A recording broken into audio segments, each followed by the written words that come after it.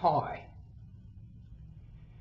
In this video, I'd like to talk about aging, memory, and aging well. Why do I bring this subject up at this particular time? This morning I went for a walk through the university grounds, which is close to where I live, and stopped in for a coffee. And while I was there, I started a conversation with the lady who was serving the coffee, who asked me a simple question: where do I live? So I described where I lived. Close enough, I said, just about 10 minutes walk away, if that. What's the name of the street? And you know what? I couldn't believe it. Here I am living in this street since 2007. Couldn't for a moment remember the name of the street I lived in. Now, this was a moment I knew that if I kept up the conversation, the name would pop up within a few minutes, if not a few seconds, and it did.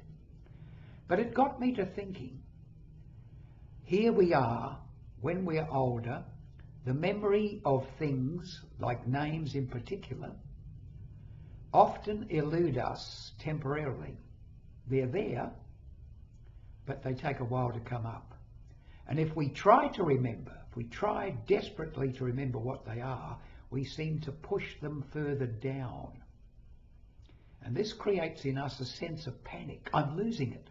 I'm losing my memory. You're not losing your memory at all. You're losing your speed of recall. That's all, your speed of recall. Once you start panicking about you losing your memory and start giving all those words about I'm not like I used to be, my memory's not as good as it was, etc., etc., especially in an emotional way, you are programming your subconscious mind, which says yes to everything. It accepts everything that you give to it. It's uncritical. And of course, once it's in there, it reinforces itself. And the more you talk about how your memory is, you're losing your memory, the more you will. Some years ago, I had a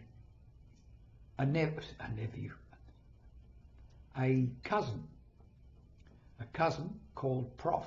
They called him Prof because he was so brainy. And Prof was definitely an intellectual. Even into his 90s, he would take on major projects and accomplish them. And then, around about in his mid-90s, his wife died. He was deeply in love with his wife. She was some years younger than him. She got Alzheimer's and she died. Prof lost his motivation. Once he lost his motivation, you could see the deterioration. In a short while, he would just sit there quietly in his chair. No more intellectual pursuits, no more zest for living. And of course, at the age of 99, 4 years later, he passed away. What's this got to do with you? Motivation. Motivation to keep living. Motivation to do something with your life whilst you can. Now, when we talk about memory, you hear a lot of nonsense about you can't remember as well now because you've got more stuff in there to sort through. I don't believe that. I don't believe that at all. It does mean that there's been some chemical changes, anatomical changes within your brain, which causes you to recall more slowly. This is natural. It's not the same as getting Alzheimer's, and senility, as they call it, can be brought on, as I said, by self-talk, by talking yourself into it. I had a friend, he was about 6 years older than me. Sharp as a tack he was when I first met him. I was in my probably around about 60, and he was in his late 60s. And he used to be a pilot, a fighter pilot, and then a bomber pilot in the RAF.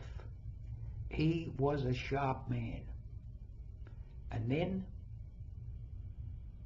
around about late 70s, certainly by 80 years of age, we noticed little changes. If there were a group of 10 of us sitting in a room, and he would count the numbers and he would lose count. He would go again and again, and we used to laugh about this. We didn't realise it was the first onset of some sort of senility. And of course, shortly after that, I think at the age of 82, 83, he died. Perhaps he'd lost his motivation, because before that he used to teach classes. And when he gave up the teaching classes, he would hold the meetings at his home. These were very gregarious meetings, lots of fun, with food to eat and so forth, but the deterioration was there. And I used to say to him, stop saying you're losing your memory. Stop it, you're feeding your subconscious mind. He took no notice of that. He just laughed it off. So I'm telling you, your self-talk is very important. Don't say you're losing your memory. If your recall's a bit slower, admit to it to yourself. No need to broadcast it around the world. People know, people notice.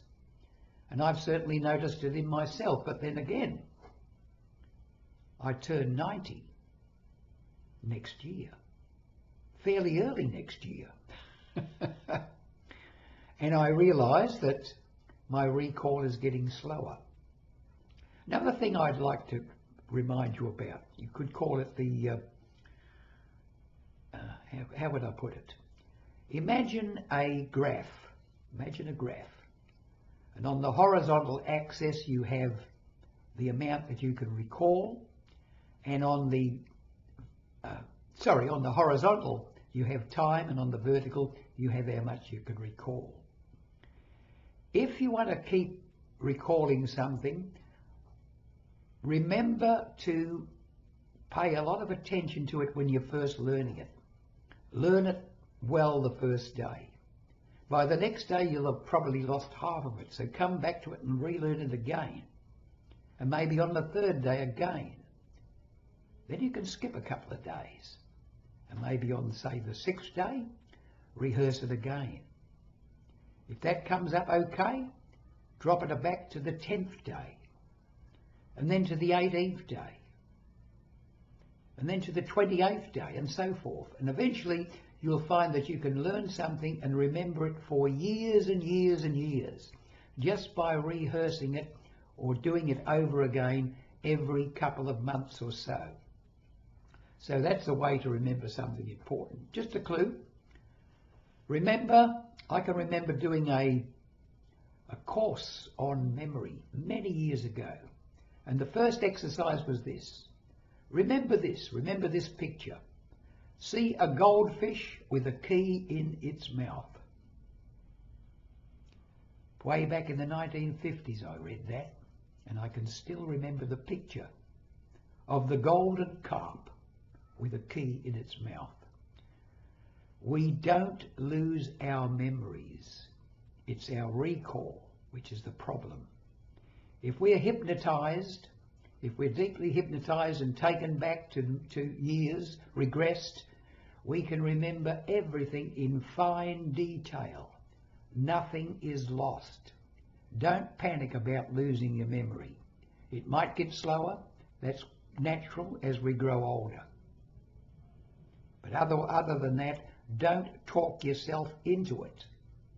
Be very careful of your mind talk. It makes all the difference in your life.